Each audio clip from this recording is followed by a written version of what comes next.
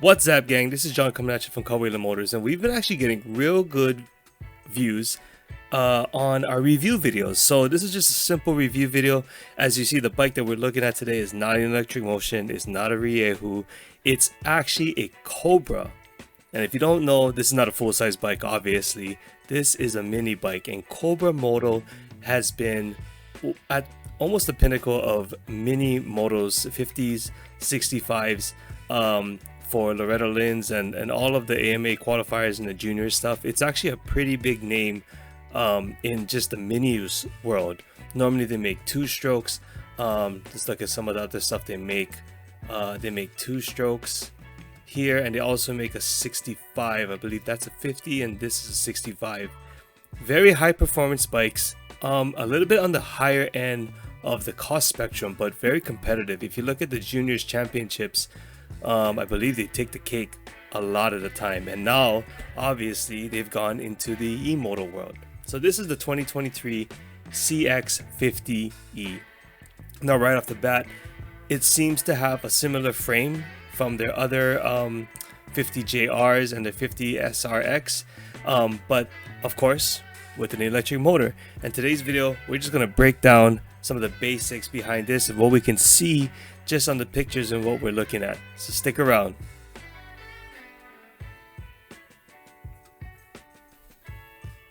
Alright gang, so getting back to what we're going for today, the Cobra Moto 2023 SX50E. Now right off the bat, you can tell this bike is duped out. I mean, looks like a very high quality suspension for the forks, very good shock. It has a reservoir shock, no linkage, it went straight to the swing arm.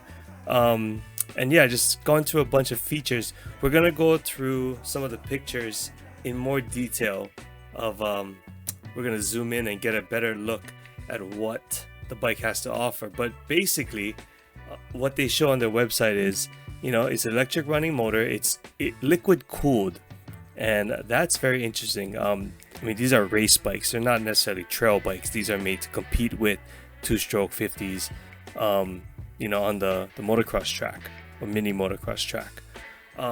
It does have a, they call it a cool pack quick charge battery and a 1 kilowatt hour Cobra battery pack.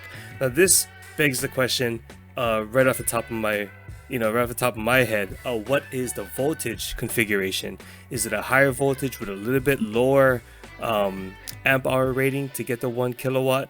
And or is it a lower voltage with a higher amp hour rating? We all kind of know, and if you don't know, we all know that voltage, the higher the voltage, the faster the motor can spin ultimately. Now for performance, of course, you might want that higher RPM, but you will not get the range given that a 1 kilowatt hour battery pack. We basically time the voltage times the amp hour, and we get either 1,000, which 1,000 watts, or 1 kilowatt hour, okay, for the runtime. So we'll see. Hopefully we can figure that out later on. Okay, your charging options, you have a fast charge for a quick fill up between the motos, or you have a slow charge to maximize battery performance. And that is true, the slower you charge your batteries, the better. But if you're in a pinch, you can just juice it up. Charge on or off the bike. So that right there tells me this thing might have a quick swappable battery pack, which I hope it does, because you know, sometimes you'd want to just swap the batteries and then slow charge the other one while you rest or get ready for your next moto, I'm assuming. Okay, I don't ride motos, so this is a little bit out of my wheelhouse as far as experience wise, but it makes sense that they would do that. Yeah. Riding and training modes, 6 performance modes, that's great. And this is the good thing about electric, right? Similar to the KTM 50 and even similar to my electric motion, you can turn the power down, get a kid to start off riding, get more comfortable with the bike, just feel real comfortable about riding the bike, you know, not necessarily trying to handle its power, just feet on the peg, standing up, taking the turn. And then as they get better, you can up the performance with 6 modes to get them to where they need to be, right?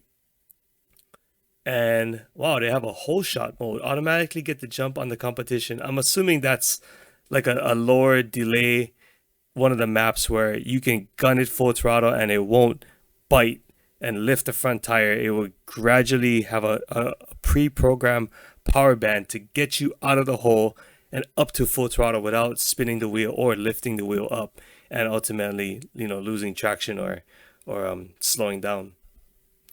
Forged anodized clamp, micro handlebars, that's pretty basic, I'm guessing. Hybrid oval twin spar backbone frame. I'm guessing that's just frame design. Let's not get into that. Card rear shock. I've never heard of card, but then again, I don't know too much about these mini bikes, so it might be one of those really good ones, and we'll see. Triple clamps, optimized ergonomics, yada yada. Most electric bikes tend to be narrower, but I think this is coming off of a standard frame, so I don't know how much narrower it will be from the gas bikes. Let's see. Titanium edition. Wow, a titanium edition. Cobra is bringing back work level goodies to the mini cycle market. 2023 CX5E micro features super strong and lightweight titanium axles and swing arm pivot. Wow. So yeah, you get titanium hardware right off the bat. That's pretty cool. Weight ultimately is a killer of all electric batteries. So the more weight you can shave, the better. That's actually good right off the bat. Wherever you can save it. And of course, they're putting it all to the ground with Dunlop Geomax MX33 intermediate terrain tires. I believe those tires are good for regular bikes. I can't believe they'd be any worse for a mini. Yeah. Now let's get into the fun part. We're going to go and look into the pictures, and we're not going to go here. We're actually going to save the pictures, and we are going to break this down as best we can while be able to zoom in and whatnot. So right off the bat, you see the bike looks narrow. You don't see two radiators, you see one radiator, and you can see that better from the side. These were the upgraded forks they're talking about, the Geomax tires. The bike just looks good. I mean, it looks real slimline. I mean, it looks like a regular bike, and that's the beauty of it. They took a regular bike and made it electric.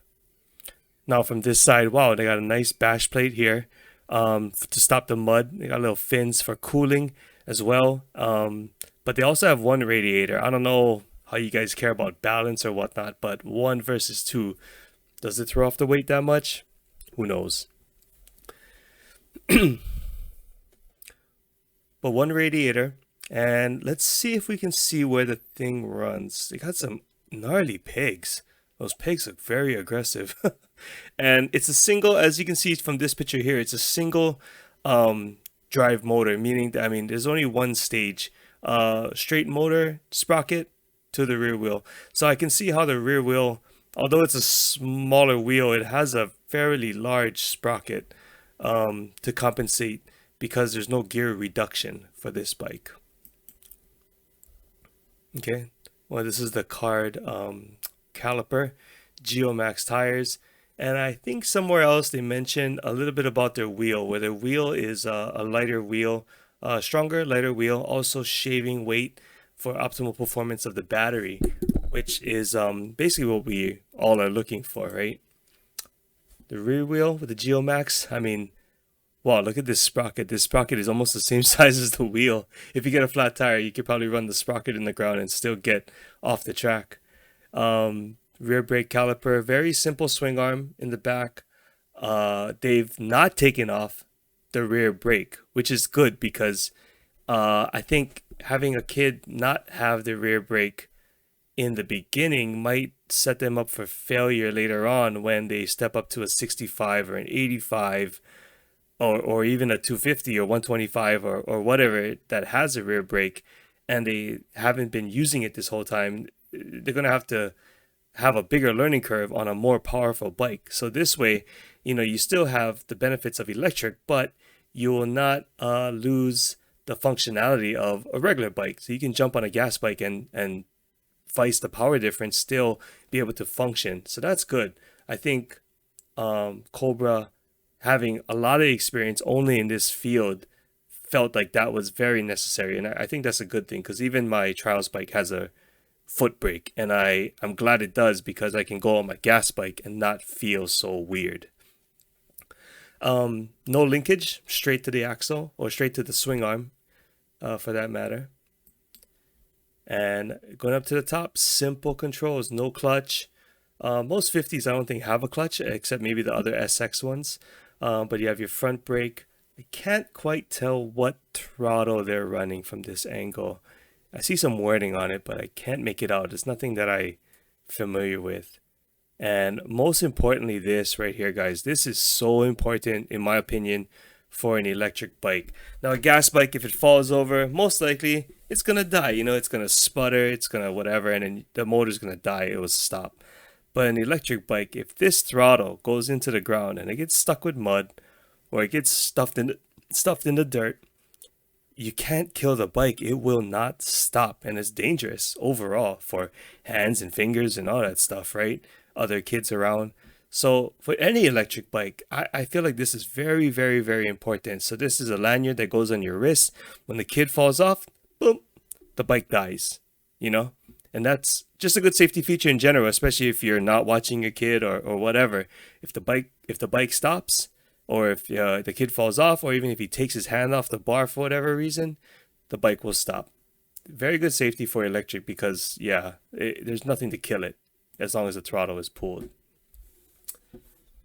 Now, this is where we get an overview of the bike. We can see here that there's a little gas can up here for whatever. I don't know what that is, but it looks like it's a little reservoir, or maybe a bleed off bottle. I don't think it would get that hot, honestly, but assume this is where you fill the radiator, and it seems like the line goes down into the motor. And from another view, I believe on the opposite side of this motor, you can see the line returning to the bottom of the one radiator. So if any liquid is in this bike, it's right here. Yeah. And they haven't gone to battery cooled, which would be very, very sophisticated. This is cooling just for the motor.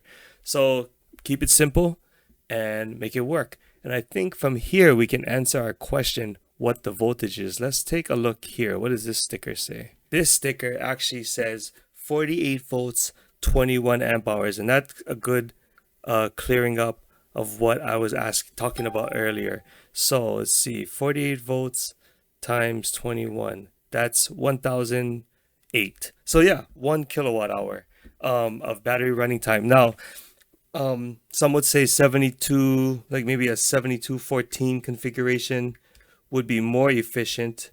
See, 7214, yeah, that would be the same, 1.008 or 1008. You would get more RPM from a 72 volt, and it might be more efficient as far as the amperage draw, because the higher amperage. But 14 amp hours is not really going to get you far. 48 volts at 21 amp hours, that's actually pretty decent. 21 amp hours is a lot for a small bike. I think if you took this trail riding, you could probably ride trails, slower trails, like almost all day if we're cruising. And then if we're just going slow and not putting a real load on the batteries, that's actually really good. And the way I see it from here, the battery looks as if there's a couple mounting brackets, and I'm guessing it doesn't come this way. I think it comes out from the other side, because of course we have this radiator hose. I hope that it is a fast swappable battery, and that would be the way to go as far as you know, what they're trying to achieve. You got your chain guide over here. Let's see, I don't know what's even up here. This is probably just dead space in the bike. I don't think there's anything that they would put here. And that's kind of good, you know, keeping your subframe lighter. You know, you don't have to support an air box or anything. I assume the air box is still there, but all your weight is right here. So your weight is more centralized in the bike. From this angle, we can see that the battery is quite wide.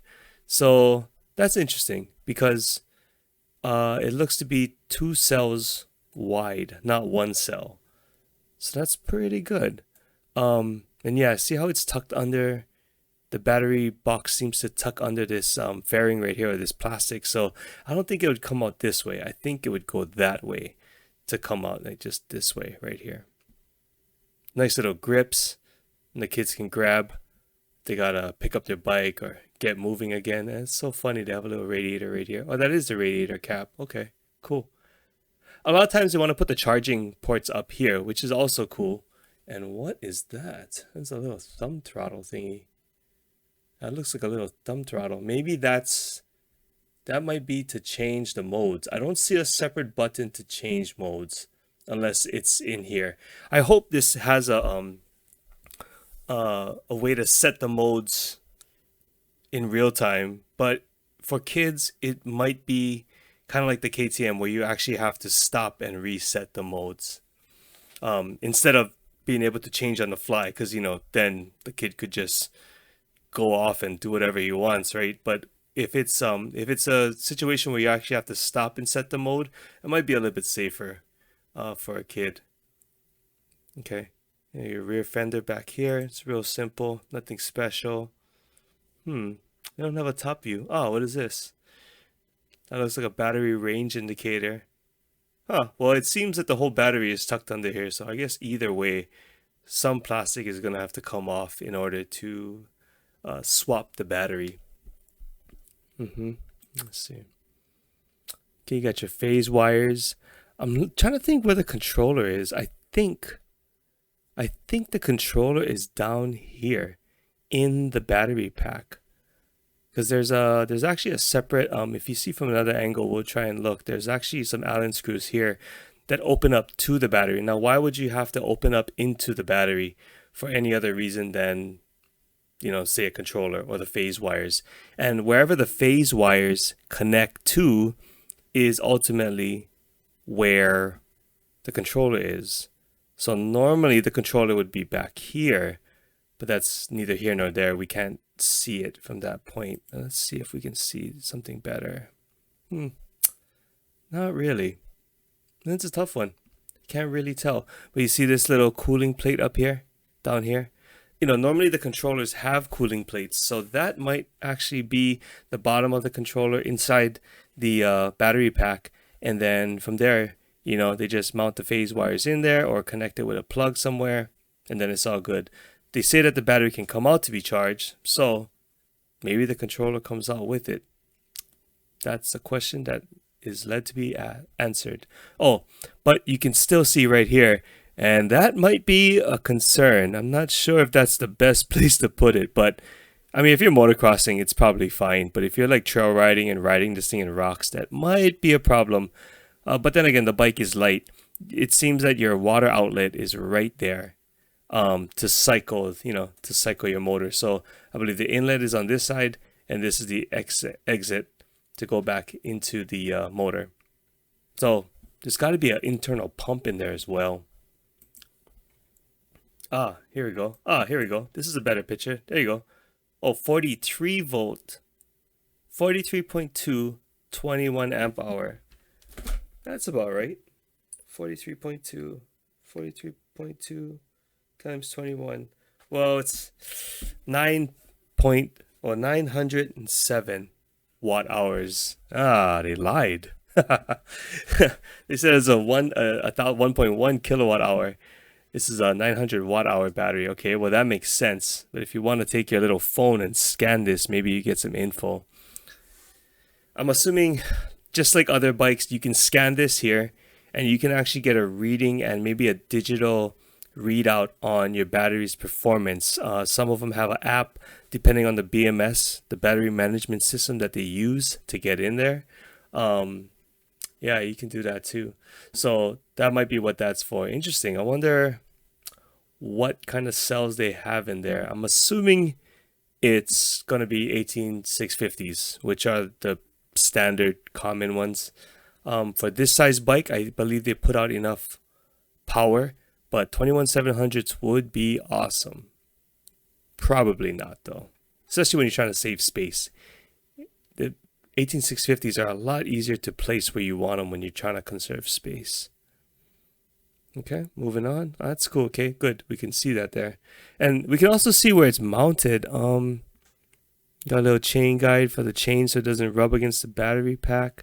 I can't tell if there's a defined bracket. I think these screws obviously hold the battery together. But where does it mount? I mean, is this the mount right here? Just this one screw? And possibly this screw? Or something in here? Maybe there's one in here tied to the frame. That's a little bit hard to tell. But let's get out of here and look at the specs, right? So we're coming in at 69.98.